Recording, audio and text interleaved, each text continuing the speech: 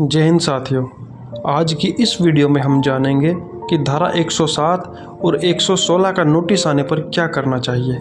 लेकिन दोस्तों, उससे पहले हमें यह पता होना चाहिए कि धारा 107 और 116 क्या होती है और कब इस धारा के अंतर्गत प्रक्रिया की जाती है। चलिए पहले इसी को जान लेते हैं कि धारा 107 और 116 क्या होती है। आमतौर पर सभी मुकदमे तब होते हैं जब कोई घटना हो चुकी होती है या कोई घटना घट चुकी होती है। लेकिन दोस्तों, यह एक ऐसा मुकदमा होता है धारा 107 और 116 का, जो कि घटना को घटने से पहले यह मुकदमा किया जाता है ताकि घटना को घटित होने से रोका जा सके। अगर सीधी भाषा में बात की जाए तो किसी भी घटना को घटने से रोकने के लिए या किसी लड़ाई झगड़े को रोकने के लिए ये मुकदमा पहले ही किया जाता है।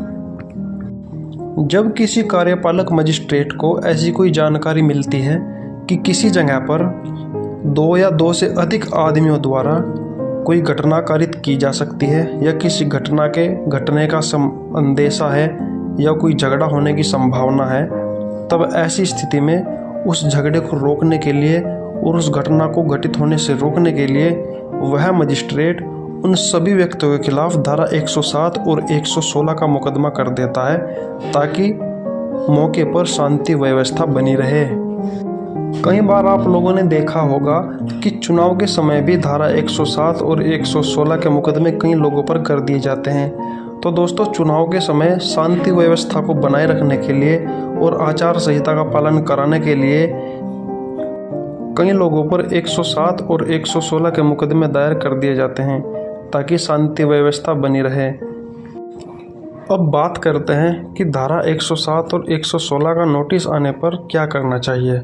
दोस्तों, धारा 107 और 116 का नोटिस आने पर सबसे पहले तो कोई भी घबराने वाली बात नहीं है।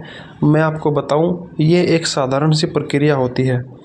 सबसे पहले आपको अपने वकील के पास जाना होता है और आप अपने वकील के पास जाकर के इस मुकदमे में अपनी जमानत करा लेते हैं।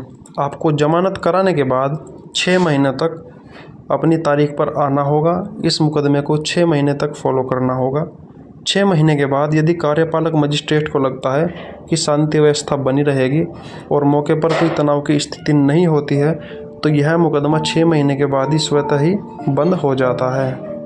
दोस्तों, आपकी जानकारी के लिए बता दूं, यदि मौके पर जिन लोगों के ऊपर यह मुकदमा होता है धारा 107 और 116 का, वह लोग मौके पर शांति व्यवस्था बनाए रखते हैं, कोई लड़ाई झगड़ा नहीं करते हैं, तो दोस्तों यह स्वतः ही 6 महीने के बाद समाप्त हो जाता है और इस मुकदमे में कोई सज़ा नहीं होती है।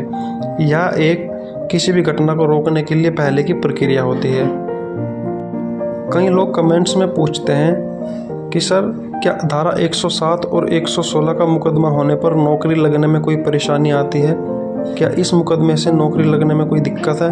दोस्तों, आपकी जानकारी के लिए बता दूं, इस मुकदमे के होने से नौकरी लगने में कोई परेशानी नहीं आती है। यदि आपके ऊपर यह मुकदमा हो जाता है तो इसका मतलब यह नहीं है कि आप किसी घटना के अपराधी हैं या आपने कोई कांड कर दिया है। यह केवल किसी भी घटना को रोकने के लिए पहले की कार्रवाई होती है ताकि मौके पर शांति व्यवस्था बनाई रखी जा सके। तो इससे नौकरी लगने में कोई परेशानी नहीं होती है। अगर आपके पास धारा 107, 116 का नोटिस आता है तो आपको कुछ नहीं करना है। आप अपने अधिवक्ता के पास जाइए और अपनी जमानत कराइए और 6 महीने के बाद शांति व्यवस्था बनी रहती है तो यह स्वतः ही खत्म हो जाता है। तो इसलिए घबराने की कोई बात नहीं है। अगर आपको मेरी दी हुई जानकारी अच्छी लगी है तो आप वीडियो को लाइक करें और अगर आप किसी भी अन्य टॉपिक पर किसी भी कोई बात भी पूछना चाहते हैं तो आप मुझे कमेंट करके बता सकते हैं। दोस्तों, मिलते हैं आपसे अगली वीडियो में। तब तक के लिए नमस्कार, जय हिंद।